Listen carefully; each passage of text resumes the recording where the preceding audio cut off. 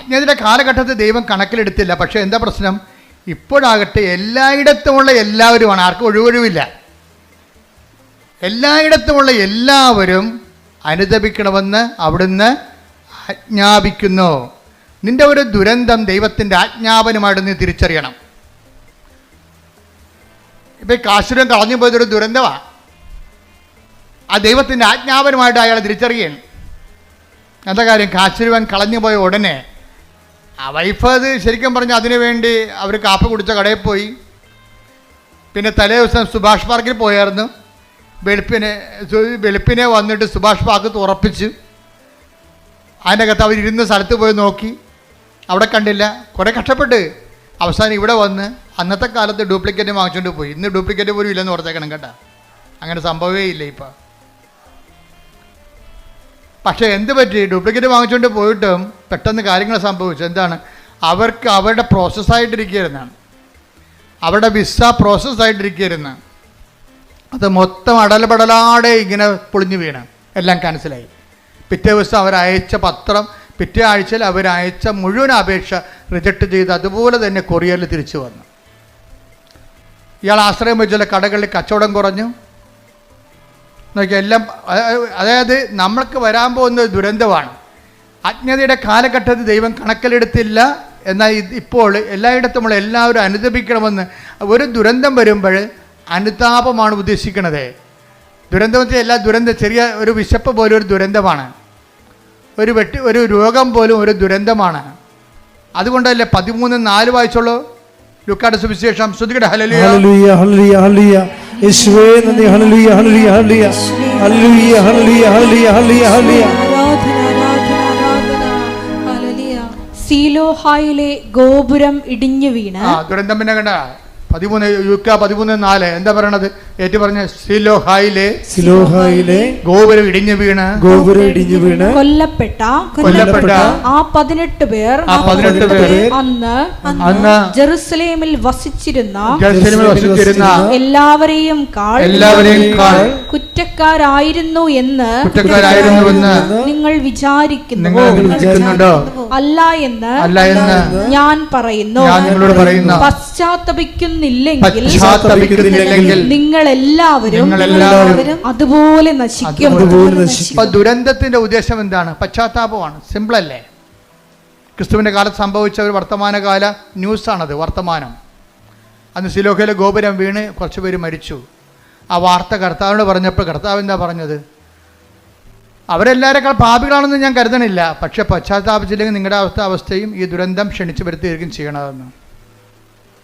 ആ സത്യമായ ദൈവത്തിൻ്റെ തിരുസന്നിധി വരുമ്പോൾ ദൈവം നമ്മളെ വഴി നടത്താൻ വേണ്ടി നമുക്കൊരു നമ്മുടെ ജീവിതത്തിൽ നമ്മളെ വിവേചിച്ച് എന്തെങ്കിലും ഇപ്പം നിങ്ങൾ എന്തെങ്കിലും ഒരു ദുരന്തം എന്ന് പറയുമ്പോൾ മുഴുവനും മരണമാണെന്ന് ചിന്തിക്കേണ്ട കാര്യമില്ല.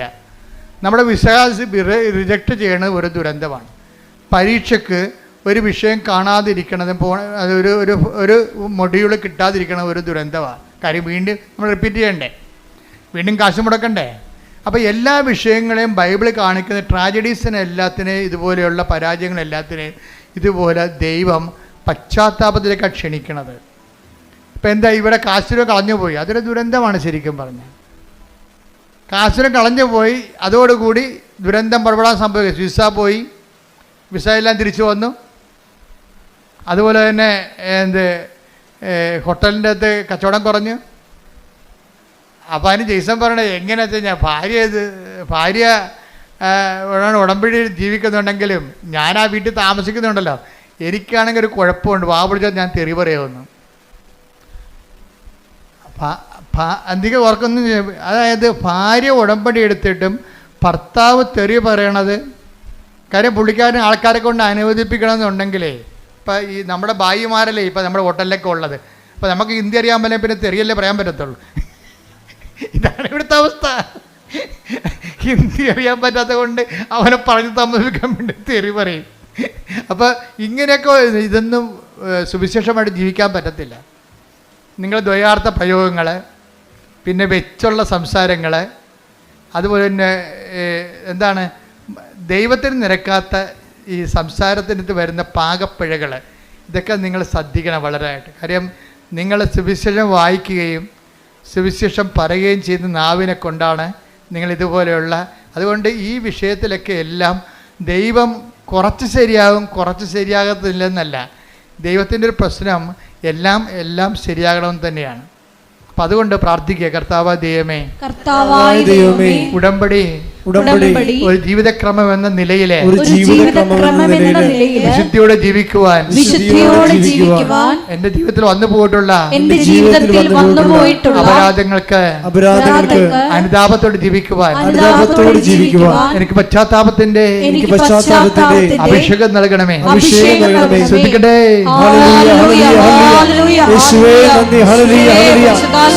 സ്വീകരിക്കുവാൻ ആഴമായ അനുതാപം നൽകണമേ.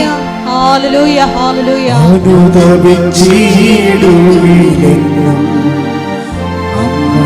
അനുഗ്രഹ നദി പോലെ ഒഴുകും, അനുദപിച്ചിടുകയെന്നും അനുഗ്രഹ നദി പോലെ ഒഴുകും.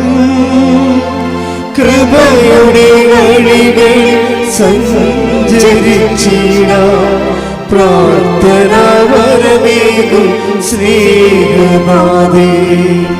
കൃപയുടെ വഴികളിൽ സഞ്ചരിച്ചിടാം, പ്രാർത്ഥനാവരമേകും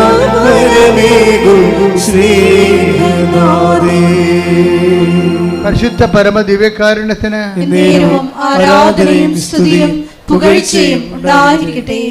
എന്തുകൊണ്ടാണ് അനുതാപം താമസിക്കാൻ കാരണം? എന്താണ് അനുതാപം താമസിക്കാൻ കാരണം? ദൈവത്തെക്കുറിച്ചുള്ള അംബിഗ്വസ് ആയിട്ടുള്ള, അതായത് എന്താണ് അംബിഗ്വസ് എന്ന് വെച്ചാൽ വ്യക്തതയില്ലാത്ത, രണ്ട് ഭാഗവും ശരി, അതും ശരി ഇതും ശരി എന്നൊക്കെ പറയത്തില്ലേ. ദൈവത്തെക്കുറിച്ചുള്ള ക്ലാരിറ്റി ഇല്ലെങ്കിൽ അനുതാപം താമസിക്കും. ഇപ്പോൾ ദൈവവിശ്വാസം എന്ന് പറയണതേ ഭയങ്കരമായ ഒരു കൃപയാണ്. ശരിക്കും പറഞ്ഞാൽ എനിക്ക് തോന്നുന്നത് ദൈവത്തെ വിശ്വസിക്കുകയല്ല, വിശ്വസിക്കുന്ന വിഷയത്തെക്കുറിച്ച് ക്ലാരിറ്റിയാണ് ആവശ്യമുണ്ടാകുക. വിശ്വാസത്തിനേക്കാൾ പ്രധാനപ്പെട്ടതാണ് വിശ്വസിക്കുന്ന വിഷയത്തെക്കുറിച്ചുള്ള വ്യക്തത. വ്യക്തതയില്ലെങ്കിൽ വേദോപദേശങ്ങൾ നൽകും. വിശ്വാസത്തെക്കുറിച്ചോ ദൈവത്തെക്കുറിച്ചോ ഇപ്പം ഞാൻ എന്തുകൊണ്ടാണ് ഞാൻ നിങ്ങളോട് ഇത്രയും ക്ലിയർ കട്ടായിട്ട് പറയണത്? ഞാൻ അമ്മയെ നേരിട്ട് കണ്ടുകൊണ്ടാണ്. അമ്മയെ നേരിട്ട് കണ്ടിട്ടുള്ള അതിന് ശേഷമുള്ള എൻ്റെ നിലപാടുകളും അമ്മയെ കാണുന്നുമുള്ള നിലപാടുകൾക്കും വ്യത്യാസമുണ്ട്. നേരത്തെ കാണുന്നതിന് മുമ്പ് ആൾക്കാരെ കോംപ്രമൈസ് ചെയ്താൽ ഞാൻ സംസാരിച്ചുകൊണ്ടിരുന്നത്. അതിനെക്കുറിച്ച് ഇരിക്കുന്ന പശ്ചാത്താപമുണ്ട്. അതായത് ദൈവത്തെക്കുറിച്ച് വ്യക്തതയില്ലെന്നുണ്ടെങ്കിൽ ആൾക്കാർ ഒത്തുതീർപ്പിന് വിധേയമാകും. അതും ശരി, ആ മതവും ശരി, ഈ മതവും ശരി, അവർ കാണിക്കണത് ശരി, ഇവർ കാണിക്കണത് ശരി. ആൾക്കാർക്ക് ദൈവത്തെക്കാൾ പ്രാധാന്യം കൊടുക്കും. മാധ്യമങ്ങളിലൂടെയൊക്കെ എന്തുമാത്രം പ്ലീസിങ് ആയിട്ടുള്ള കാര്യങ്ങളാണ് മാധ്യമം പ്രാധാന്യം കൊടുക്കുന്നത്. അതിനുവേണ്ടി ഞാൻ ദൈവത്തെ പോലും വിറ്റിട്ട് ജനങ്ങളുടെ കൂടെ കൂടും. ഇത് ദൈവത്തെക്കുറിച്ച് വ്യക്തതയില്ലാത്തതിന് ലക്ഷണമാണിത്. അത് സഭയുടെ ഉന്നത ശ്രേണിയിൽ ഇരിക്കുന്നവർക്ക് പോലും ഈ അസുഖം വരാൻ സാധ്യതയുണ്ട്. എന്താ കാര്യം? എപ്പോഴും മീഡിയാസിനെ ഇങ്ങനെ കണ്ടുകൊണ്ടിരിക്കുമ്പോൾ ആൾക്കാർക്ക് അപ്പീലിംഗ് ആയിട്ടുള്ള കാര്യങ്ങൾ പറയാൻ വേണ്ടി ബാധ്യസ്ഥമായി വരുമ്പോൾ ദൈവത്തെ നമ്മൾ തള്ളി മാറ്റിയിട്ട് ജനങ്ങളുടെ കൂടെ കൂടും. ഇതെല്ലാം പറ്റും. വിശ്വാസത്തിൽ ഡൈലൂഷൻ ആകുകയും ചെയ്യും, വ്യക്തത കുറഞ്ഞു പോവുകയും ചെയ്യും, അനുതാപം താമസിക്കുകയും ചെയ്യും. പ്രാർത്ഥിക്കുക, കർത്താവായ ദൈവമേ, വിശ്വാസത്തിൽ വ്യക്തത വരികയും അനുതാപത്തിലെ കൃത്യത ഉണ്ടാകുവാൻ എന്നെ സഹായിക്കണമേ, എന്നെ അനുഗ്രഹിക്കണമേ. ശ്രദ്ധിക്കട്ടെ.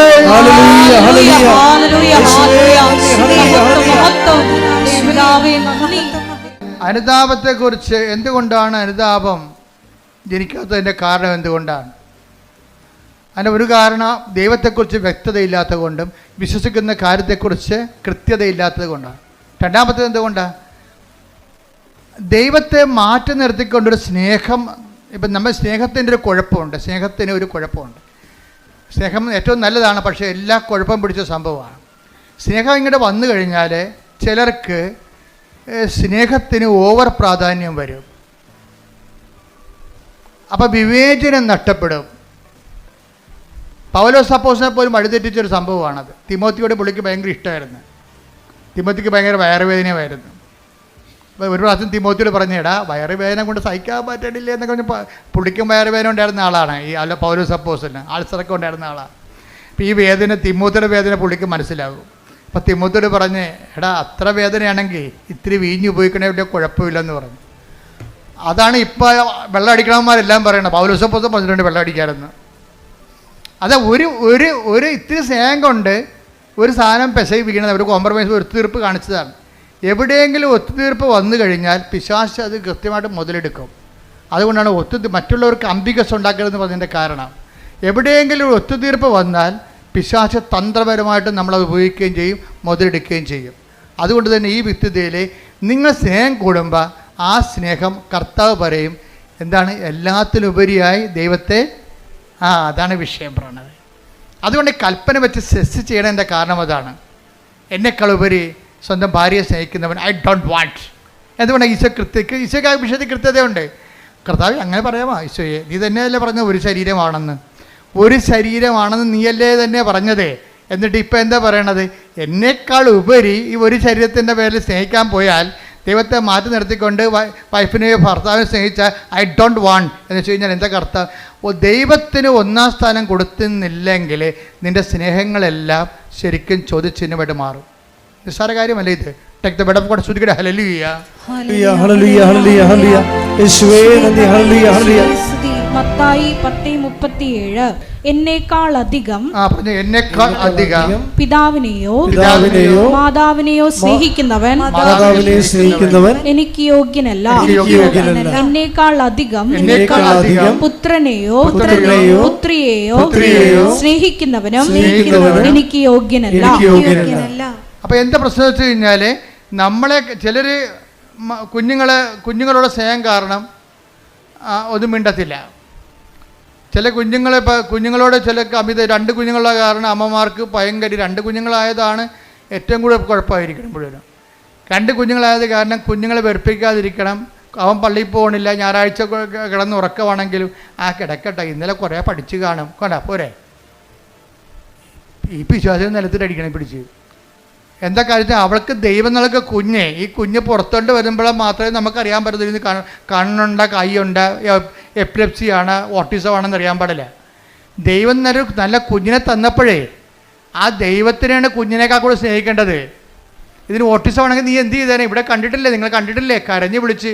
എനിക്ക് അവരോട് കാണുമ്പോൾ സങ്കടം തോന്നും. എന്ന് വെച്ച് കഴിഞ്ഞാൽ എനിക്ക് അരമണിക്കൂർ സഹിക്കാൻ പറ്റില്ല കുഞ്ഞുങ്ങളൊന്നും ബഹളം ഉണ്ടാക്കണത്. ഇവിടെയുള്ള എല്ലാ രോഗികളെയും അവർ ഡിസ്റ്റർബ് ചെയ്യും. അപ്പോൾ ഞാൻ ഓർക്കും, ദൈവം ഈ തള്ള ഈ കുഞ്ഞിനെ കൊണ്ട് ജന്മം മുഴുവനും കൊണ്ടു നടക്കണമല്ല.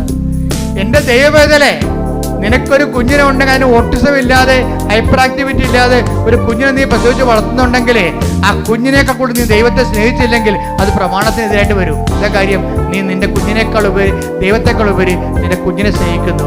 അവന് വേദപാഠം നോക്കണില്ല, അവൻ്റെ പ്രാർത്ഥനാ ജീവിതം നോക്കണില്ല, അതുപോലെ തന്നെ അവൻ്റെ അവൻ്റെ കുർബാന കടം നോക്കണില്ല. അപ്പം നിങ്ങളവർക്ക് ഇതൊക്കെ ഇപ്പോഴേ നമ്മൾ ചോദിക്കും, ഇപ്പോഴെന്ത് ജാതിയും മതവും ഇപ്പം ഒന്നുമില്ല. ജാതിയും മതമായാലും എല്ലാം നിങ്ങൾക്ക് പണിയായിരിക്കും. ദൈവത്തിൽ നിരക്കാത്തൊരു ജാതി കൊണ്ടുവന്നൊരു കാര്യമില്ല. പക്ഷെ അതല്ല പ്രശ്നം. നിൻ്റെ ആത്മാവിനെ, ഈശോ എന്താ പറഞ്ഞത്, നിങ്ങൾ ലോകം മുഴുവൻ നേടും, അമേരിക്കയിലും പോകും, അതുപോലെ തന്നെ നിങ്ങൾ PhD എടുക്കും, നിങ്ങൾ പറയുന്ന കേംബ്രിഡ്ജിൽ നിങ്ങൾ പ്രൊഫസറുമാകും. ലോകം മുഴുവനും നേടിയാലും നിന്റെ ആത്മാവ് നഷ്ടപ്പെട്ടാൽ എന്ത് പ്രയോജനം?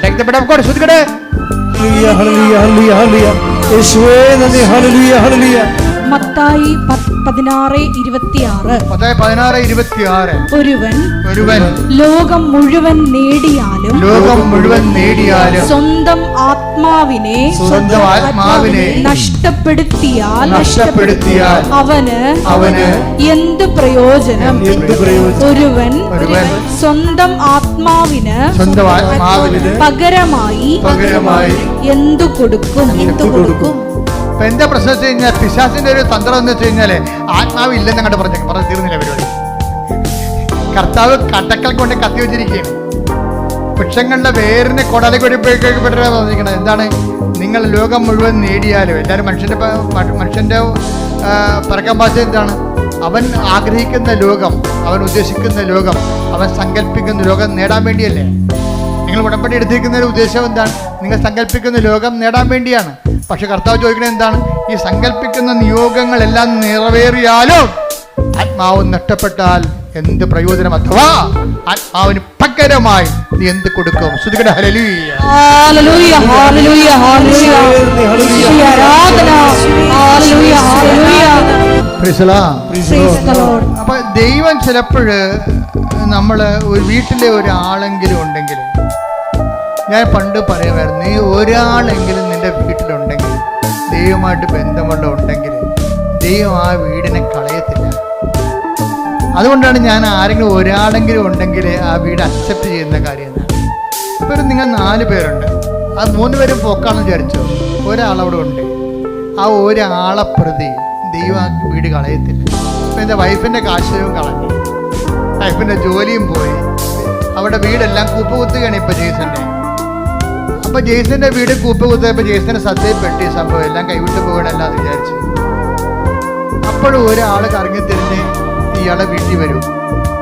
അമ്മ അങ്ങനെ ആളെ സെൻഡ് ചെയ്യും, അമ്മ ഒരാളെ സെൻഡ് ചെയ്യും. അപ്പോൾ ജെയ്സൻ്റെ വീട്ടിൽ വന്നപ്പോൾ ജെയ്സൺ പറഞ്ഞു, ഇപ്പം ഭയങ്കര വലിച്ചിലാ, എൻ്റെ വൈഫിൻ്റെ ജോലിയെല്ലാം റിജക്റ്റായി, പിന്നെ എൻ്റെ ജോലിയും ശരിയാകണില്ല, ഞാൻ ട്രൈ ചെയ്തിട്ടും കിട്ടണില്ല, കടയൊക്കെ വിൽക്കാൻ പോവുകയാണ് എന്ന് പറഞ്ഞു. അപ്പോൾ ഉടനെ അയാൾ പറഞ്ഞേ, കൃപാസനി പോയായിരുന്നു, ഉടമ്പടി എടുത്തായിരുന്നു. ആരെടുത്ത്? ആ വൈഫാണ് എടുത്തിരിക്കണത്. അപ്പോൾ ഈ ആ കൂട്ടുകാരൻ പറയവേ, ഏയ് നീയല്ലേ എടുക്കേണ്ടതല്ലേ, വൈഫല്ലല്ല എടുക്കേണ്ടത്. തെറ്റിപ്പോയി, എടുത്തപ്പോൾ തെറ്റിപ്പോയി. ജെയ്സൺ ഈ സമയത്ത് സ്കൂട്ടായതാണ്. വൈഫിൻ്റെ പെടലേക്ക് വെച്ചിട്ട് അവളെ ഉപസിക്കണ്ട, ഞാനിങ്ങനെ തോന്നിയ ദിവസം ചെറിയ പറഞ്ഞ് നടക്കുന്ന ആളല്ലേ. അതുകൊണ്ട് വൈഫിനെ കൊണ്ട് എടുപ്പിച്ച്, പക്ഷേ ഉടമ്പടി ഇവിടെ അക്സെപ്റ്റ് ആയിട്ടില്ല. ആശീർവാദം കാണാൻ പോയി. കാര്യം എന്താ, ഈ ഉടായ്പ് ജെയ്സന്റെ കയ്യിൽ ഈ ഉടായ്പിരിപ്പുണ്ട്. എന്താ കാര്യം, വൈഫിനെ കൊണ്ട് ഉടമ്പടി എടുപ്പിച്ചിട്ട് പുള്ളിക്ക് കൈ നനയാതെ മീൻ പിടിക്കണം. ഇത് നടക്കത്തില്ല, ഈ സംഭവം നടക്കത്തില്ല. ഇത് എപ്പോഴും നമ്മൾ ശ്രദ്ധിക്കണം കേട്ടോ. നിങ്ങൾ അപ്പനെയും അമ്മനെയും കൊണ്ട് നിങ്ങളുടെ കാര്യത്തിന് അപ്പനെയും അമ്മനെയും കൊണ്ട് ഉടമ്പടി എടുപ്പിക്കുന്നതിനേക്കാൾ നല്ലത് നിങ്ങൾ തന്നെ എടുക്കുന്നതാണ് നല്ലത്. കാര്യം ദൈവം സത്യസന്ധമായിട്ട് നിൽക്കുന്ന കാരണം നിങ്ങളുടെ കള്ളക്കളികളെല്ലാം ദൈവത്തിന് അറിയാൻ പറ്റും. അതുകൊണ്ട് അത് ഇപ്പം കാശുരൂപ നിങ്ങളുടെ വീട്ടിൽ കാശുരൂപ ഇരിപ്പുണ്ടാവും, പക്ഷെ ഉടമ്പടി കളഞ്ഞു പോയി കാണും. എന്താ കാര്യം, ദൈവത്തിനറിയാം ഇത് നിങ്ങളുടെ വിഷയമല്ല, യഥാർത്ഥ പ്രതി വേറെയാണ്. ഇപ്പം പോലീസുകാരെ കൊലപാതകമൊക്കെ നടന്നു കഴിയുമ്പോൾ പാർട്ടിക്കാരൊക്കെ വേറെ പ്രതികളെ കൊടുക്കുമല്ല. ഇപ്പോൾ ഉണ്ടാകുന്നില്ല, പണ്ടൊക്കെ ഉണ്ടായിരുന്നു, സത്യമായിട്ട് ഉണ്ടായിരുന്നു. അപ്പം പെട്ടെന്ന് ആൾക്കാർ തണുത്ത് കുത്തിക്കൊന്നവനെ പിടിച്ചെന്ന് പറഞ്ഞപ്പോൾ തന്നെ തടുത്ത്. ആ പിടിച്ചവനാരാണ്? അവനിതോട്ട് ബന്ധമില്ല, അവൻ സ്ഥിരമായിട്ട് പിടികൊടുക്കുന്ന ആളാണ്. പക്ഷെ പത്രത്തെ പേര് വരും, അത് വരുമ്പോൾ പ്രതിയെ പിടിച്ചു. പക്ഷേ ഇത് പോലീസിലും നാട്ടിലൊക്കെ നടക്കും, പക്ഷെ ദൈവത്തിനും നടക്കത്തില്ല. പ്രതി ആരാണ്? ജെയ്സനാണ്. പിടിച്ചിരിക്കണ ആരാണ്? ഭാര്യയാണ് പിടിച്ചിരിക്കണത്. അത് കേൾക്കത്തില്ല, സംഭവം ചെയ്തില്ല, അത് റിജക്റ്റായി. കാശുരൂപം പോയി, മൊത്തം സാധനം ഉടമ്പടി വെച്ച സാധനം മൊത്തം തിരിച്ചു വരാൻ തുടങ്ങി. അപ്പോഴീ കൂട്ടുകാരൻ പക്ഷെ പറഞ്ഞപ്പോൾ ദൈവം ഇവരെ കൈവിടാഞ്ഞത് കൊണ്ട്, ദൈവം ഇതിൻ്റെ പിന്നിലുള്ളത് കൊണ്ട്, കൂട്ടുകാരൻ പറഞ്ഞപ്പോൾ തന്നെ ജെയ്സന് പെട്ടെന്ന് കത്തി. ശരിയാണല്ല, എൻ്റെ കയ്യിലല്ലേ ഉടായ്പിരിക്കണത്. പക്ഷേ അയാളെ ബേസിക്കായിട്ട് നല്ല മനുഷ്യനാണ്, അതുകൊണ്ടല്ല അയാൾ പിന്നീട് ഉടമ്പടി വിജയിക്കണത്. അയാൾ മോശംകാരനല്ല. ഈ ഉടമ്പടി എടുത്തിട്ട് അതിൻ്റെ ചമ്മലിൽ ചെന്ന് ചാറണ്ട എന്ന് വിചാരിച്ചുകൊണ്ട് പുള്ളിക്ക് ഫ്രീ ആയിട്ട് പോകാൻ വേണ്ടി ഒരു ഫ്രീ മൂവിങ്ങിന് വേണ്ടി ചെയ്തതാണ്. ഫ്രീ മൂവിങ്ങിന് വേണ്ടി എന്ത് ചെയ്ത്? ദൈവത്തെ ഒഴിവാക്കി. അതും ദൈവത്തെ അംഗീകരിക്കണത് പോരായ്മയായിട്ട് കരുതിയതാണ്. ജീസൻ പറയുന്നുണ്ട്, എൻ്റെ വളർച്ച എൻ്റെ കഴിവ് കൊണ്ടാണെന്ന് ഞാൻ ധരിച്ചത് കൊണ്ടാണെന്ന്. നല്ല ഷെഫല്ലേ പുള്ളി. അപ്പം നിങ്ങൾക്ക് എക്സ്പീരിയൻസ് ആകാം, നിങ്ങൾ ചിലപ്പോൾ നിങ്ങൾക്ക് നല്ല എക്സ്പീരിയൻസ് ഉണ്ടാകാം, നല്ല ബുദ്ധി ഉണ്ടാകാം. നിങ്ങളുടെ മാർക്ക് വർഷം നിങ്ങളുടെ ഇത്രയും നല്ല നിങ്ങളുടെ മാർക്കെല്ലാം പരിശോധിക്കുമ്പോൾ നിങ്ങളുടെ ബുദ്ധിയുടെ ഒരു വലിയ കോൺഫിഡൻസ് ഉണ്ടാകാം. പക്ഷെ ദൈവത്തിന് നിങ്ങൾക്ക് നിങ്ങളുടെ താല്പര്യം ഉണ്ടെന്നുണ്ടെങ്കിൽ, അല്ലാത്തെങ്കിൽ നിങ്ങളിങ്ങനെ ഇതിൻ്റെ പുറകെ പോയി വല്ല ശാസ്ത്രജ്ഞ വല്ലതൊക്കെ ആയിട്ട് കുറച്ചുമ്പോൾ ചത്തുപോകാൻ പറയും. ദൈവമാണ്. പക്ഷെ നിങ്ങളിൽ ദൈവത്തിന് ആകർഷണമായ എന്തെങ്കിലും കണ്ടൻറ്റ് വൈസ് നിങ്ങളുടെ കുടുംബത്തിലോ ഉണ്ടെങ്കിൽ നിങ്ങൾ ദൈവത്തിൻ്റെ ആളാണ്. അതാണ് ഞാൻ ആദ്യമേ പറഞ്ഞത്. നിങ്ങൾ ക്രിസ്തുവിനുള്ളവരാണെങ്കിൽ അത് ക്രിസ്തു നിങ്ങളെ കൈമോശം വരാതിരിക്കാൻ സൂക്ഷിക്കും. ക്രിസ്തുവില്ലെങ്കിൽ പ്രശ്നമൊന്നുമില്ല, ദൈവത്തിന് റിസ്ക് ഇല്ല അക്കാര്യത്തിൽ. എവിടെയെങ്കിലും പോയി തൊലയണമെന്ന് പറയും, നോ പ്രോബ്ലം. ക്രിസ്തുവിനുള്ളതെന്ന് പറഞ്ഞാൽ എന്താണ്? ക്രിസ്തുവിനാലിൻ്റെ വിശുദ്ധമായ രക്തത്താൽ വീണ്ടെടുക്കപ്പെട്ടവനാണ്, വീണ്ടെടുക്കപ്പെട്ടവളാണ് ഞാനെന്ന രീതിയിൽ ക്രിസ്തുവിനോടൊരു വിശ്വാസവും ഒരു സ്നേഹവും ഒക്കെ നമുക്കുണ്ടെങ്കിൽ നമ്മൾ അതിൻ്റെ പേരിൽ നമ്മുടെ ജീവിതം ക്രിസ്തുവിൻ്റെ വാക്കിന് അനപേക്ഷിതമായിട്ട് ക്രമീകരിക്കാൻ ഉദ്ദേശിക്കുന്നവരാണ്. അതിനെ ഉദ്ദേശിക്കാനുള്ള സാധ്യതയുണ്ട്. എപ്പോഴെങ്കിലുമായിട്ട് ഞാൻ ദൈവത്തേക്ക് തിരിച്ചു വരും എന്നൊക്കെ ഉള്ളൊരു മാനസിക അവസ്ഥയാണെങ്കിൽ നിങ്ങൾ ക്രിസ്തുവിനുള്ള ആൾക്കാരാണ്. ക്രിസ്തുവുള്ളവരാണെങ്കിൽ എന്ത് ചെയ്യും? നിങ്ങളെ ഹെൽപ്പ് ചെയ്യാൻ വേണ്ടി ദൈവം ആരെങ്കിലും നിശ്ചയിക്കും. അങ്ങനെയാണ് ഈ കൂട്ടുകാരൻ ജെയ്സൻ്റെ വീട്ടിൽ വരണത്. ഇപ്പോൾ ജെയ്സൺ പറയും, ശരി നിങ്ങളെ പറഞ്ഞപ്പോഴേക്ക് മനസ്സിലായി, എന്നാൽ ഞാൻ പോയി ഉടമ്പടി എടുക്കാമെന്ന് പറഞ്ഞു. അപ്പോൾ ജെയ്സൺ വൈഫിനെയും കൂട്ടി വരും. വൈഫിനോട് പറയും നമുക്ക് കൃപാസനത്തിൽ പോകാം. അപ്പോൾ വൈഫ് ചോദിക്കും, എന്തിനാ? അല്ല ഉടമ്പടി എടുക്കാൻ. അല്ല അത് ഞാൻ എടുത്തോളാം, നീ എടുക്കണ്ട. അപ്പോൾ വൈഫ് ചോദിക്കും, നിങ്ങളെടുക്കുക? അച്ഛൻ പറഞ്ഞ് കേട്ടിട്ടില്ലേ, ആലപ്പുഴ വന്ന് പണി മേടിക്കരുതെന്ന്. നിങ്ങളെടുക്കുക. അപ്പോൾ എടുക്കാമെന്ന് പറഞ്ഞപ്പോൾ ഇയാൾ തീരുമാനം എടുക്കാമെന്നുള്ള തീരുമാനം എടുത്തിട്ട് എന്താ ചെയ്യണമെന്നറിയാവോ? എടുത്തിട്ട് ഉടമ്പടി എടുത്തു കഴിഞ്ഞിട്ട് ജെയ്സൺ പറയും, എൻ്റെ ലൈഫ് രണ്ടായി മാറുകയാണ്. എന്താണ്? ഉടമ്പടിക്ക് മുമ്പും ഉടമ്പടിക്ക് ശേഷവും. ഞാൻ ആദ്യം ചെയ്തത് ഞായറാഴ്ച എൻ്റെ കട പൂട്ടിയെന്ന് പറഞ്ഞു. അതാണ് തീരുമാനം. അതായത് നല്ല ടൂറിസ്റ്റ് സ്പോട്ടിൽ ആവശ്യത്തിന് കാശ് കിട്ടുന്ന കടയാണ്. ഞായറാഴ്ച ഞാൻ എൻ്റെ കട അടച്ചു. അതിൽ നിന്ന് കിട്ടുന്ന പൊന്നാണെങ്കിലും വേണ്ടെന്ന് വെച്ചു. അപ്പോൾ തന്നെ തീരുമാനം കറക്റ്റായില്ലേ? അപ്പോൾ എന്താ പ്രശ്നം വെച്ചാൽ ദൈവത്തിനെ ബോധ്യപ്പെടുത്തുകയാണ് നമ്മുടെ ഉദ്ദേശം. എനിക്ക് ഞായറാഴ്ച നിൻ്റെ കുർബാനയും അതുപോലെ തന്നെ നിൻ്റെ ശുശ്രൂഷകളും മുടങ്ങിയിട്ട് ഉണ്ടാക്കുന്ന കാശ് എനിക്ക് വേണ്ട, എനിക്ക് കിട്ടുന്ന സമ്പത്തിനേക്കാൾ വലുതാണ് നീ എന്നുള്ള രീതിയിൽ ദൈവത്തിനൊരു വിശ്വാസത്തിലെടുത്ത് ഞാൻ കഴിഞ്ഞ ദിവസങ്ങളിൽ നിങ്ങളുടെ ഈ ലിവിങ് ബ്രെഡിൽ പറഞ്ഞായിരുന്നു, ഡെയിലി ബ്രെഡിൽ എന്താണ് ദൈവവിശ്വാസ ജീവിതത്തിൻ്റെ റിസ്ക് എന്താണ്? ഒന്നാമത്തെ റിസ്ക് എന്ന് പറയുന്നത് നമ്മൾ ദൈവത്തിൽ വിശ്വസിക്കുന്നു എന്നുള്ളത് ദൈവത്തെ വിശ്വസിപ്പിച്ചെടുക്കുന്നതാണ് റിസ്ക്. മനസ്സിലായില്ലേ? ദൈവവിശ്വാസ ജീവിതത്തിൻ്റെ റിസ്ക് എന്താണ്? നമ്മൾ ദൈവത്തിൽ വിശ്വസിക്കുന്നു എന്നുള്ളത് ആദ്യം എന്ത് ചെയ്യണം? ദൈവത്തെ വിശ്വസിപ്പിച്ചെടുക്കണം. ഇത് നിങ്ങൾ ട്രൈ ചെയ്യുകയാണെങ്കിൽ എന്താ കാര്യം വെച്ചാൽ ദൈവത്തിൻ്റെ ഒരു മൈൻഡ് സെറ്റ് ഞാൻ മനസ്സിലാക്കിയെടുത്തോളൂ, മനുഷ്യന്മാരുടെ വിശ്വാസമില്ലാത്ത ആളാണ്. യോഹന്നാൻ 2:24 എടുത്ത് ശ്രുതിക്കട്ടെ. ഹല്ലേലൂയ ഹല്ലേലൂയ ഹല്ലേലൂയ ഹല്ലേലൂയ.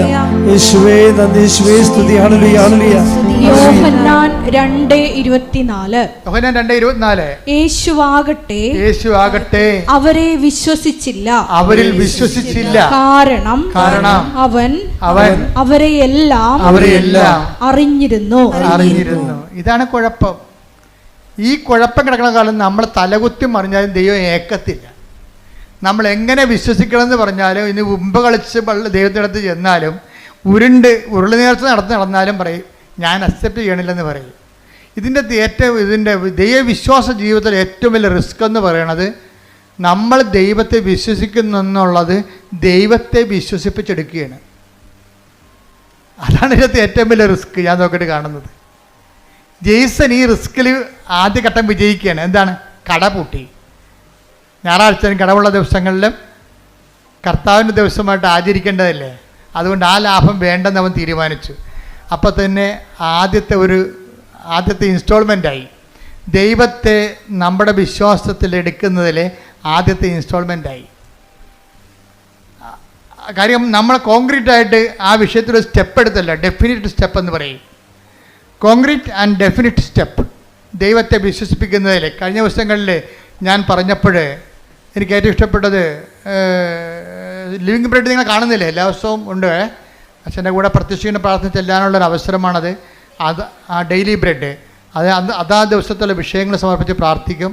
ഇപ്പം ജെയ്സൺ തന്നെ ഒരു ദിവസം രാവിലെ എഴുന്നേറ്റപ്പോൾ രാത്രി കിടന്നപ്പോൾ അദ്ദേഹം പറഞ്ഞു, നാളെ ഇൻ്റർവ്യൂ ആണ്, അച്ഛൻ്റെ ഡെയിലി ബ്രെഡ് അനുഗ്രഹ പ്രാർത്ഥന കണ്ടുകൊണ്ട് ഞാൻ വരും, എനിക്ക് വേറെ ആസ്തിയൊന്നുമില്ല. ഡൽഹിയിലാണ് ഇൻ്റർവ്യൂ, ഷെഫിൻ്റെ ഇൻ്റർവ്യൂ. അപ്പോൾ അദ്ദേഹം മനസ്സിൽ തീരുമാനിക്കുകയാണ്, അച്ഛൻ്റെ ഡെയിലി ബ്രെഡ് കണ്ടുകൊണ്ട് ഞാൻ വരും, എനിക്ക് വേറെ ആസ്തിയൊന്നുമില്ല, ആ അനുഗ്രഹത്തിലാണ് ഞാൻ വന്നത്, നീ എന്നെ അനുഗ്രഹിക്കണം, എൻ്റെ ജീവിതം ഈ രീതിയിലാണ് ഇപ്പോൾ പോണതെന്ന് പറഞ്ഞു. അപ്പോൾ രാവിലെ ജെയ്സൺ ഓൺ ചെയ്തപ്പോൾ തന്നെ ഞാൻ പറയുന്നുണ്ട്, ഇന്നലെ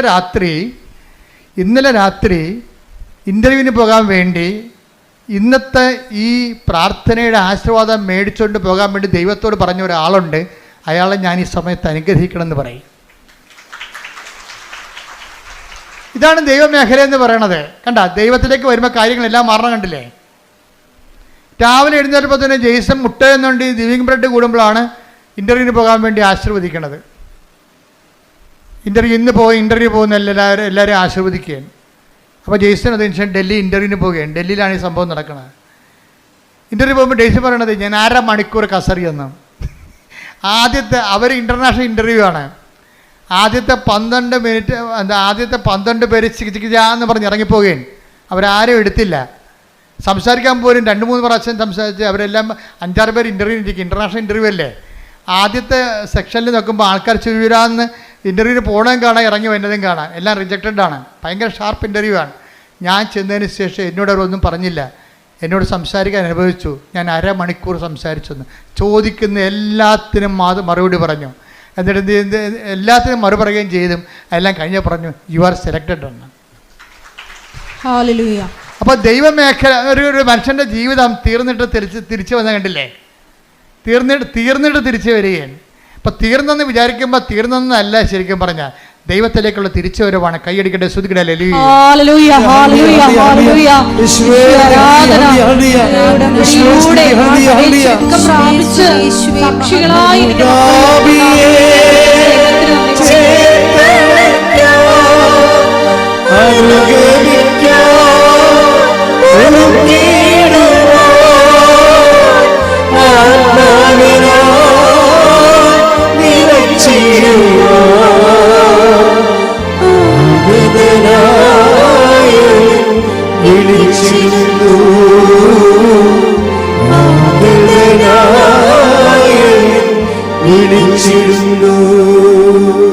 അവസാനം എന്താ ഈശോ പറഞ്ഞത്?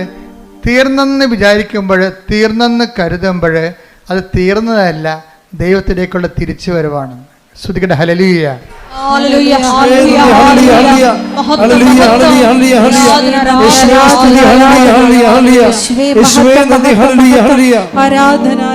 അപ്പൊ ജെയ്സന്റെ കാലം എന്താ വെച്ച് കഴിഞ്ഞാൽ, ജെയ്സന്റെ ഈ ഉടമ്പടി എടുത്തതിന് ശേഷം ഈ മനുഷ്യൻ പരിശുദ്ധാത്മാവ് നിറഞ്ഞിട്ട് പിന്നെ ഞാൻ പറഞ്ഞ തിരക്കി പിടിച്ച് നടന്ന് ഉപവിപ്രവർത്തനങ്ങൾ ചെയ്യാൻ. അപ്പം തിരക്കി പിടിച്ച് നടന്ന് ഉപവിപ്രവർത്തനങ്ങൾ ചെയ്യുന്ന സമയത്ത് നാട്ടുകാരും വീട്ടുകാരും ചോദിക്കും, നിനക്കെന്ത് സംഭവിച്ചെന്ന് ചോദിക്കണത്. കാര്യം നല്ല ടൂറിസ്റ്റ് സ്പോട്ടിൽ കടയും അടച്ചിട്ടുണ്ട്. ഇവൻ കർത്താവിൻ്റെ ജോലി ചെയ്തുകൊണ്ട് നടക്കുക. ഈ ഞായറാഴ്ച മുഴുവനും അല്ലാത്ത ദിവസം കിട്ടുന്ന സമയത്തെല്ലാം ആ കുടുംബത്തിലുള്ള 10-20 പേരെ കൊണ്ടൊന്ന് ഉടമ്പടി എടുപ്പിച്ചു. ജെയ്സൺ പറയണത്, അവിടെ മുമ്പിൽ എനിക്ക് കിട്ടിയ അനുഗ്രഹങ്ങളല്ല സാക്ഷ്യം, ഞാൻ തന്നെയാണ് സാക്ഷ്യമെന്ന്. അതായത് എനിക്ക് കിട്ടിയ അനുഗ്രഹങ്ങൾ കണ്ടിട്ടല്ല അവർ ഉടമ്പടി എടുത്തത്. എന്താണ്? എനിക്കുണ്ടായ മാറ്റം കണ്ടിട്ടാണെന്ന്. ഞാൻ തന്നെയാണ് സാക്ഷ്യമെന്ന്. അതാണ്, അതായത് ഉടമ്പടി ഒരു വ്യക്തിക്കുണ്ടാക്കുന്ന മാറ്റങ്ങളെ. അവനിപ്പോൾ അശുദ്ധ സംഭാഷണങ്ങളില്ല, എല്ലാവരോടും സ്നേഹമായി പെരുമാറും, സഹായിക്കേണ്ടവരെ തിരക്കി പിടിച്ച് നടന്ന് സഹായിക്കും, സുവിശേഷ വേല ചെയ്യുന്നതിന് കൊതിയോടും ആർത്തിയോടും കൂടി നടന്ന് സുവിശേഷ വേല ചെയ്യാൻ.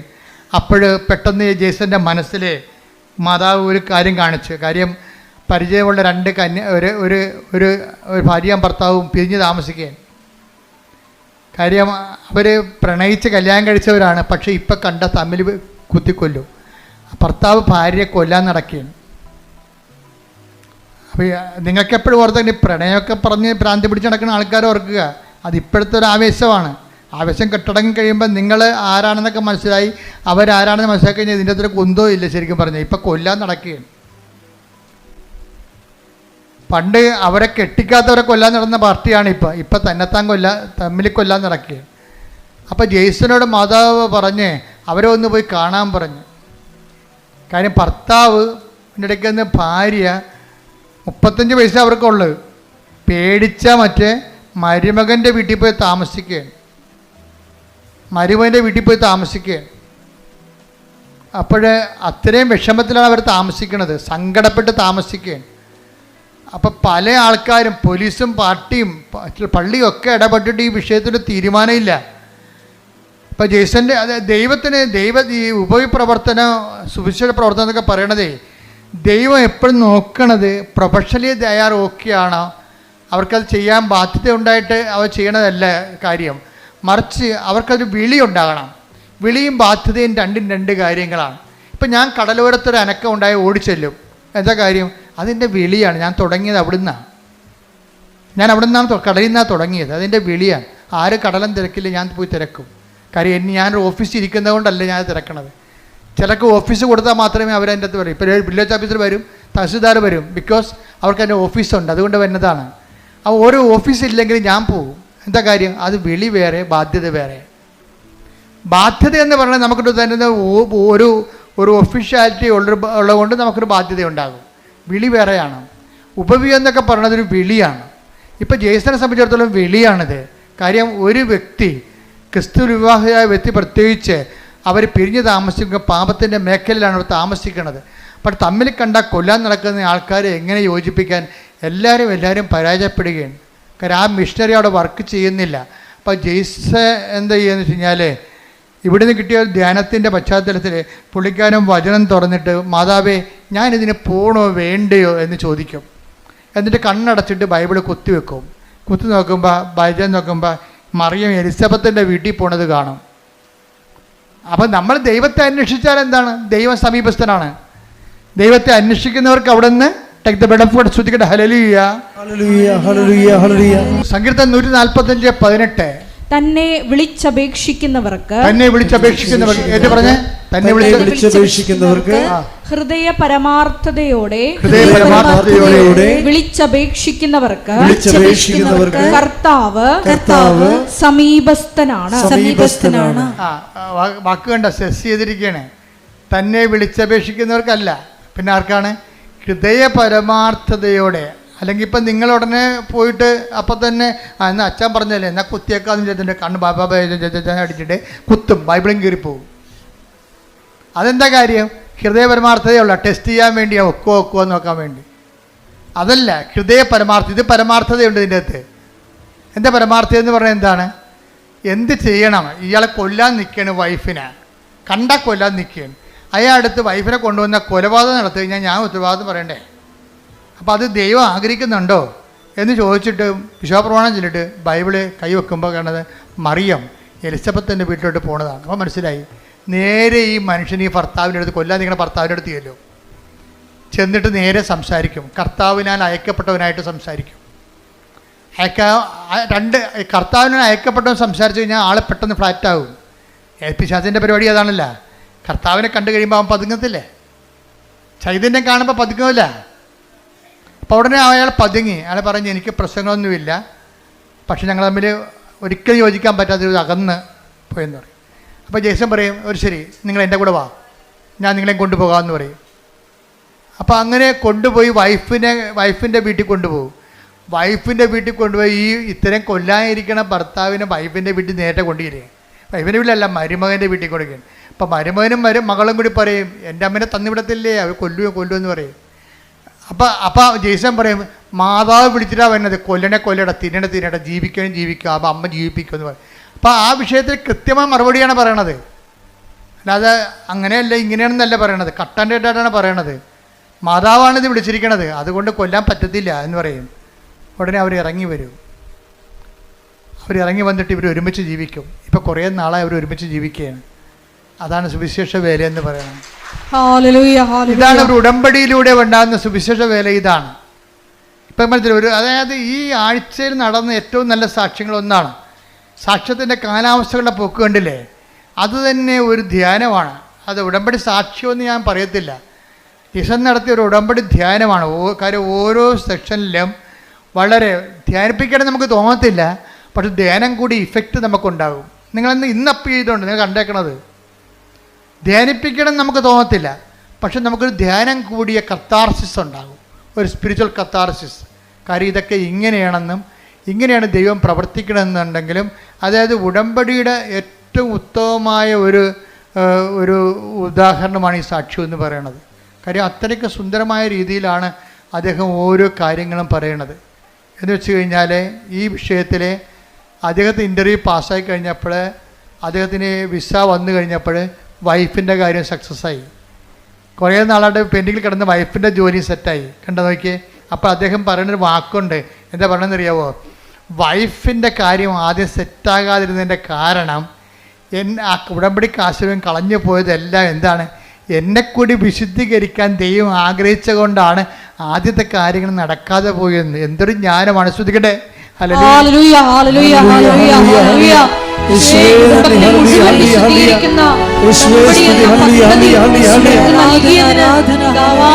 നന്ദി പറയുന്നു. ഹല്ലേലൂയ.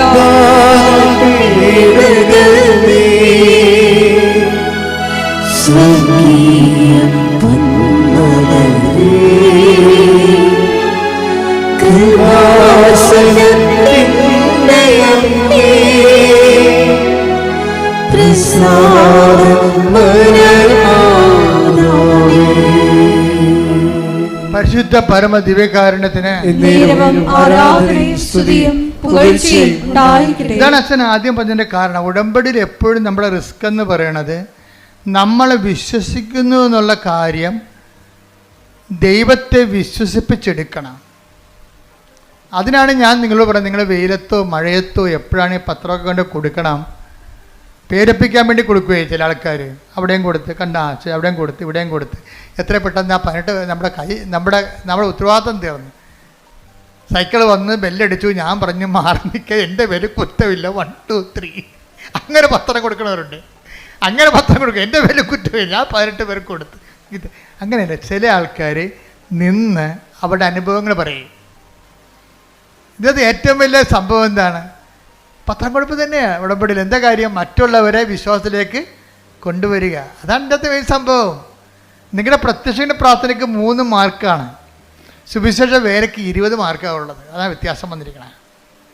ഇവിടെ ഞാൻ പത്രം കൊടുക്കണ കാര്യം പറഞ്ഞപ്പോൾ എനിക്ക് ആദ്യമേ അമ്മ എന്നോട് പറഞ്ഞ് പത്ര പ്രേക്ഷിതത്വം തുടങ്ങണം. എന്ത് 2013 പറഞ്ഞാണ്.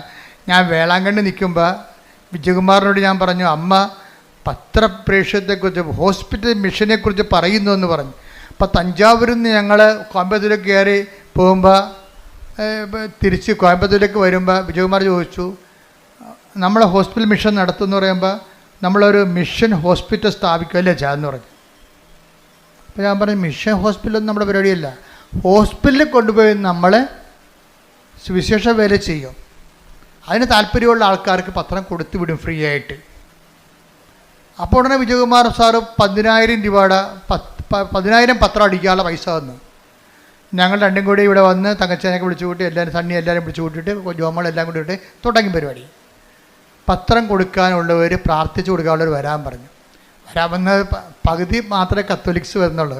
ബാക്കി എല്ലാവരും പകുതിയോളം വന്നവരെല്ലാം നോൺ ക്രിസ്ത്യൻസ് ആയിരുന്നു. അവർ എല്ലാ സ്ഥലങ്ങളിലും പോയി കണ്ണ് കാണാൻ മേലാത്ത അപ്പാപ്പന്മാരുടെ മുമ്പിൽ ഇരുന്നുകൊണ്ട് പത്രം വായിച്ചു കൊടുത്തവർ. കാര്യം എന്താണ്? വിശേഷ വിദ്യയായി നിങ്ങൾ എന്താണ് ചെയ്യണത്? എപ്പോഴും നമ്മൾ ശ്രദ്ധിക്കണം. കർത്താവിൻ്റെ മനസ്സറിഞ്ഞ് വേണം നമ്മൾ ഈ സംഭവം ചെയ്യാൻ. കർത്താവ് ചോദിക്കണത് എന്താണ്? നിങ്ങളെ ചോദിക്കുന്നിടത്തോളം തന്നെ കൊടുത്തിടത്തോളം തന്നെ തിരിച്ചു കിട്ടുമെങ്കിൽ പാപികൾക്ക് കടം കൊടുക്കത്തില്ലേ? നിങ്ങൾ വിശേഷ വിദ്യ എന്താണ് ചെയ്യണം? എല്ലാ കാര്യങ്ങൾക്കും എക്സ്ട്രാ എന്താണ് ചെയ്യണമെന്ന് ചോദിക്കും. അതുപോലെ തന്നെ ഉടമ്പടിയിലുള്ള ദൈവത്തിൻ്റെ മനസ്സറിഞ്ഞ് വേണം ഉടമ്പടി ചെയ്യാൻ. എക്സ്ട്രാ എന്താണ് ചെയ്യണത്? ഇവിടുന്ന് പറയണ കാര്യങ്ങളല്ല.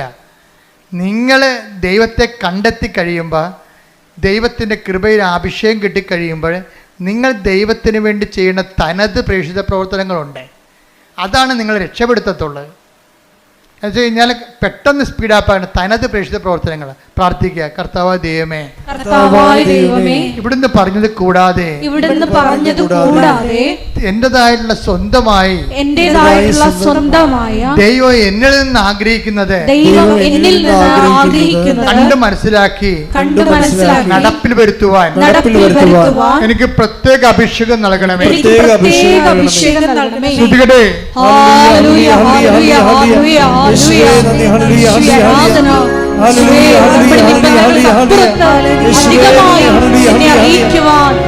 നാമത്തിൽ ശുശ്രൂഷ ചെയ്യുവാൻ ഈ ആരാധനയിലൂടെ ഞങ്ങൾ അഭിഷേകം ചെയ്യണമേ. ഹല്ലേലൂയ. ഉടമ്പടി ഒരു ദൈവരാജ്യത്തിലെ വിരുന്ന് പോലെയാണ്. എന്താ കാര്യം? കർത്താവിൻ്റെ കഥ നിങ്ങൾ വഴിക്കവലകളിലും നാൽക്കവലകളിലും ചെന്നിട്ട് കൊള്ളാവുന്നവരെയും കൊള്ളരുതാത്തവരെയും ഒക്കെ വിരുന്നിന് വിളിക്കാൻ പറഞ്ഞിരിക്കുകയാണ്. ദൈവത്തിൻ്റെ തിരുസന്നിധിയിൽ കൊള്ളരുതാത്ത, ഇപ്പോൾ ജെയ്സൺ തന്നെ ആദ്യകാല ജീവിതങ്ങൾ മോശം ജീവിതമല്ല. മോശം ജീവിതം എന്ന് വെച്ച് കഴിഞ്ഞാൽ 5 പള്ളിയുണ്ട് അങ്ങക്ക് ചുറ്റും, ഒറ്റപ്പള്ളിയിലും പോയി കുർബാന കാണത്തില്ല, മുഴുവൻ കാണത്തില്ല. അതല്ലേ മോശം ജീവിതം എന്ന് പറയണത്. അപ്പോൾ കൊള്ളാവുന്നവരെയും കൊള്ളരുതാത്തവരെയും ഒക്കെ take the word of God. Mathai 22:9-10. അതിനാൽ നിങ്ങൾ വഴിക്കവലകളിൽ ചെന്ന് അവിടെ കണ്ടെത്തുന്നവരെ എല്ലാം വിവാഹ വിരുന്നിന് ക്ഷണിക്കുവിൻ. ആ ഭൃത്യന്മാർ നിരത്തുകളിൽ ചെന്ന് ദുഷ്ടരും ശിഷ്ടരും ഉൾപ്പെടെ കണ്ടെത്തിയവരെ എല്ലാം വിളിച്ചുകൂട്ടി. അങ്ങനെ വിരുന്നുശാല അതിഥികളെ കൊണ്ട് നിറഞ്ഞു. വിരുന്നുശാല നിറഞ്ഞിരിക്കണം, കണ്ടില്ലേ? അതിഥികളെ കൊണ്ട് കൊള്ളരുതാത്തവരും എല്ലാം ഉണ്ട് വിരുന്നുശാല. പക്ഷെ ഒരു പ്രശ്നമുണ്ട്. ഇനി യജമാനെ വിളിച്ചു ചേർത്ത് യജമാനം വരും, അപ്പോഴാണ് പ്രോബ്ലം. വായിച്ച്. അതിഥികളെ കാണാൻ രാജാവ് എഴുന്നള്ളിയപ്പോൾ വിവാഹ വസ്ത്രം ധരിക്കാത്ത കിടക്കുന്ന ചട്ടിങ്കലോ. എന്താ കാര്യം? വിവാഹ വസ്ത്രം ധരിക്കാത്ത ഒരാളെ അവിടെ കണ്ടു. രാജാവ് അവനോട് ചോദിച്ചു, സ്നേഹിത, പല്ല് തേക്കാത്തവനെ, വിവാഹ വസ്ത്രം ധരിക്കാതെ നീ ഇവിടെ പ്രവേശിച്ചത് എങ്ങനെ? അവൻ മൗനം അവലംബിച്ചു, മിണ്ടിയില്ല. അപ്പോ അതിന്റെ കാര്യം 5-10 കേസുണ്ട്. 5-10 കേസുണ്ട്. പക്ഷെ ഒരു പ്രശ്നമുണ്ട്. ഇതിൽ നിന്ന് തൽക്കാലം കേസിലും ജാമ്യത്തിനായിട്ട് ഉടമ്പടി ചെയ്തിരിക്കണത്. പക്ഷെ മനസ്സിരിപ്പ് എന്താണ്? ജാമ്യം കിട്ടിയാലും അവനിട്ട് ഞാനൊരു പണി കൊടുക്കുമെന്ന്. അതല്ലേ? അതാണ് പ്രശ്നം. കൊള്ളരാവുന്നവരെയും കൊള്ളരുതാത്തവരെയും വിളിച്ചിരിക്കുകയാണ്. നിങ്ങളാരും തെറ്റിദ്ധരിക്കൊന്നും വേണ്ട. നിങ്ങൾ നിങ്ങളുടെ തെറ്റിൽ നിലനിൽക്കാൻ തീരുമാനിച്ചെങ്കിലേ അടുത്ത ഭാഗം വായിച്ചേ. അപ്പോൾ രാജാവ് പരിചാരകന്മാരോട് പറഞ്ഞു. ആരോട്? എന്താ? സ്നേഹിത, വിവാഹ വസ്ത്രം എവിടെയെന്ന്. എന്താ കാര്യം? കൃപയാണ് വിവാഹ വസ്ത്രം. ആദ്യം കൃപ നഷ്ടപ്പെട്ട കക്ഷികളാണ് ഇല കൊണ്ട് തുണി ഉണ്ടാക്കി, അത്തി ഇല കൊണ്ട് തുണി ഉണ്ടാക്കി ജീവിച്ചിട്ട് അവസാനം ദൈവം ഗെറ്റ് ഔട്ട് അടിച്ചത്. അടുത്ത ഗെറ്റ് ഔട്ട് അടി തന്നെ കണ്ടില്ലേ? ആദ്യത്തിനും ഗെറ്റ് ഔട്ട് അടിച്ചില്ലേ? എന്താ കാര്യം? ദൈവത്തിൻ്റെ കൽപ്പനകൾ പാലിച്ചില്ല. അതുകൊണ്ട് പിന്നെ പുറത്തിറക്കിയപ്പോഴാണ് അവന്മാർക്ക് തുണിയില്ലെന്ന് മനസ്സിലായത്. അങ്ങനെ അത്തി ഇല കൊണ്ട് തുണി ഉണ്ടാക്കിയതാണ്. അങ്ങനെ ആളെ പാക്ക് ചെയ്ത് ഇപ്പം വീണ്ടും യജമാനം കയറി വരുമ്പോൾ എന്താ പറയുക? വിവാഹ വസ്ത്രമില്ലാത്ത, കൃപയില്ലാത്ത ആൾക്കാർ കണ്ടെത്തിയെന്ന്. അപ്പോൾ സ്നേഹിത, എന്താ വായിച്ചോളൂ. അപ്പോൾ രാജാവ് പരിചാരകന്മാരോട് പറഞ്ഞു, അവനെ കൈകാലുകൾ കെട്ടി പുറത്തെ അന്ധകാരത്തിലേക്ക് വലിച്ചെറിയുക. അവിടെ വിലാപവും പല്ലുകടിയുമായിരിക്കും. എന്തെന്നാൽ വിളിക്കപ്പെട്ടവർ വളരെ, തെരഞ്ഞെടുക്കപ്പെട്ടവരോ ചുരുക്കം. ഇത് ഞാൻ പറഞ്ഞതാണോ? അല്ല, കർത്താവിന്റെ നിലപാടാണ്.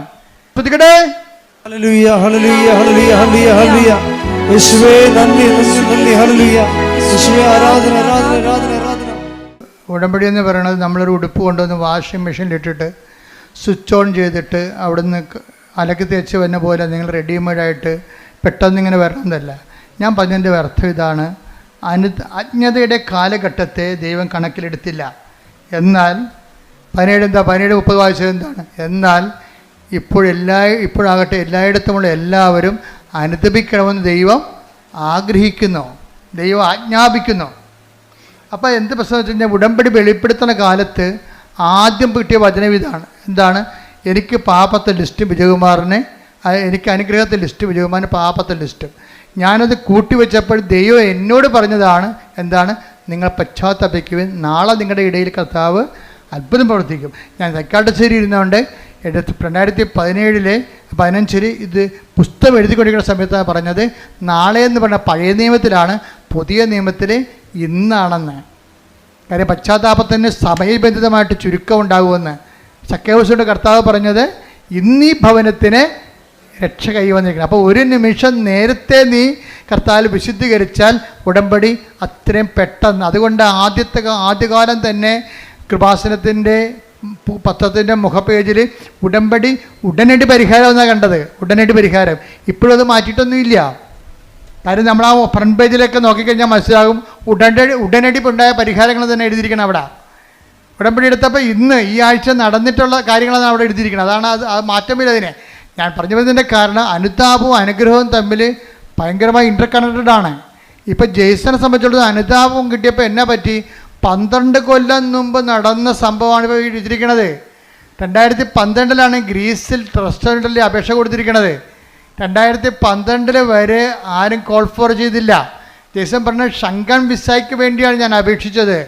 അതിൽ ഡോക്യുമെൻ്റ് മുഴുവനും തെറ്റായിരുന്നു. അപ്പോൾ അതിനെ പ്രാർത്ഥിക്കാൻ പോലും എനിക്ക് പറ്റത്തില്ലായിരുന്നു ഷങ്കൻ വിസയ്ക്ക്. പക്ഷേ ഞാനെങ്ങനെ പ്രാർത്ഥിക്കും? അത് കാരണം എനിക്ക് അനുതാപം ഉണ്ടായി. കർത്താവേ, ഞാൻ വിസ ചെയ്തിരിക്കുന്നത് തെറ്റായിരുന്നല്ലോ. എനിക്ക് അനുതാപം ഉണ്ടായി. അനുതാപം ഉണ്ടായപ്പോൾ 12 പോയിട്ട് 24 ആയപ്പോൾ ജെയ്സൺ അനുദപിച്ചപ്പോൾ എന്ത് ചെയ്ത് അവർ ആ 12 കഴിഞ്ഞിട്ട് 10 വർഷത്തിന് ശേഷം ആ വിസ കോൾ ഫോർ ചെയ്യുകയാണ്. എന്താ? അതായത് ആ അനുതാപം അനുഗ്രഹം സ്പീഡാകും. നമ്മൾ എന്തുകൊണ്ടാണ് താമസിക്കണമെന്ന് വെച്ച് കഴിഞ്ഞാൽ അതിൻ്റെ കാര്യം അനുതാപം തന്നെയാണ് എൻ്റെ പ്രധാനപ്പെട്ട കാര്യം. അനുഗ്രഹം താമസിക്കാനുള്ള പ്രധാനപ്പെട്ട കാര്യങ്ങൾ ഒന്ന് അനുതാപം തന്നെയാണ്. നിലപാട്, സംസാരം, ചെയ്തികൾ, ശീലങ്ങൾ, അതുപോലെ എല്ലാം നിലപാടുകളെല്ലാം. പിന്നെ ദൈവത്തിന് പ്രയോജനമുള്ള വ്യക്തികളായിട്ട് മാറണം. കാരണം നിങ്ങൾ എന്ത് ചെയ്തു എന്നുള്ളതല്ല, you have done it with what disposition. നിങ്ങൾ എന്ത് മനോഭാവത്തില്ലേ. അതുകൊണ്ടാണ് ആ വിധവയുടെ ചിലിക്കാശെടുത്ത് ശ്രുതികട്ടെ ഹല്ലേലൂയ ഹല്ലേലൂയ ഹല്ലേലൂയ ഹല്ലേലൂയ. യേശുവേ നന്ദി. ഹല്ലേലൂയ ഹല്ലേലൂയ ഹല്ലേലൂയ. യേശുവേ ആരാധന ആരാധന ആരാധന ആരാധന. യേശുവേ നന്ദി. മഹത്വം മഹത്വം മഹത്വം. ഹല്ലേലൂയ ഹല്ലേലൂയ ഹല്ലേലൂയ. ലൂക്ക 21:2. ലൂക്ക 21:2. ദരിദ്രയായ ഒരു വിധവ, ദരിദ്രയായ വിധവ 2 ചെമ്പുതൊട്ടുകൾ ഇടുന്നത് അവൻ കണ്ടു. അവൻ പറഞ്ഞു, ദരിദ്രയായ ഈ വിധവ മറ്റെല്ലാവരെയും കൂടുതൽ നിക്ഷേപിച്ചിരിക്കുന്നു എന്ന് സത്യമായി ഞാൻ നിങ്ങളോട് പറയുന്നു. അപ്പൊ അച്ഛൻ നേരത്തെ പറഞ്ഞില്ലേ, ദൈവത്തെ വിശ്വസിക്കുന്നതല്ല വിഷയം, ദൈവത്തെ കൊണ്ട് വിശ്വസിപ്പിച്ചെടുക്കുന്നതിലാണ് വിഷയം. അതാ റിസ്ക്. ഇപ്പം മറ്റെല്ലാവരെയും കാളെന്ന് പറഞ്ഞില്ലേ, ചാക്ക് കണക്കിന് ചില്ലിക്കാശ് പണ്ടാരത്തെ തള്ളിയ ആൾക്കാരുണ്ട്. അവരെ ദൈവം വിശ്വസിക്കണില്ല. അതാ ഒരു ഉപജീവനത്തിനുള്ള വക മാത്രം ഉണ്ടായിരുന്ന ആളാണ് ഇട്ടിരിക്കുന്നത്. അതിലാണ് ദൈവം വിശ്വസിക്കണത്. വാട്ട് ഡിസ്പോസിഷൻ, നമ്മുടെ മനസ്സിലിരിപ്പ് എന്താണെന്നാണ്. കഴിഞ്ഞ ഒരു 6 മാസം മുമ്പ് ഒരു സാക്ഷ്യം ഞാൻ കണ്ടായിരുന്നു. അതായത് കാല് പഴുത്തിരിക്കുകയാണ്.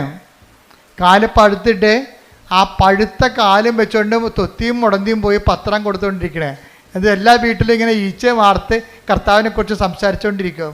അതാണ് വിശേഷവേദിയായി നിങ്ങൾ എന്താണ് ചെയ്യണത്? അവിടെ സാക്ഷ്യം കേൾക്കണം. എൻ്റെ ദൈവപൈതലേ, കർത്താവ് നിൻ്റെ ഡിസ്പോസിഷൻ കറക്റ്റാണെങ്കിലേ, നീ ആത്മാർത്ഥമാണ് ദൈവത്തെ സ്നേഹിക്കണം, ദൈവത്തിന് ഒരു നിമിഷം വിശ്വസിക്കാൻ കഴിഞ്ഞാൽ അപ്പക്കത്ത് ഉടമ്പടി. എന്താ കാര്യം വെച്ച് കഴിഞ്ഞാൽ നീ സത്യസന്ധയാണ്, ദൈവത്തെ മനസ്സിലാകും. ഉടമ്പടി വിശ്വാസത്തെക്കാൾ ഉപരി വിശ്വസ്തയുടെ പദ്ധതിയാണ്. കൈയടിക്കട്ടെ, ശ്രുതിക്കട്ടെ.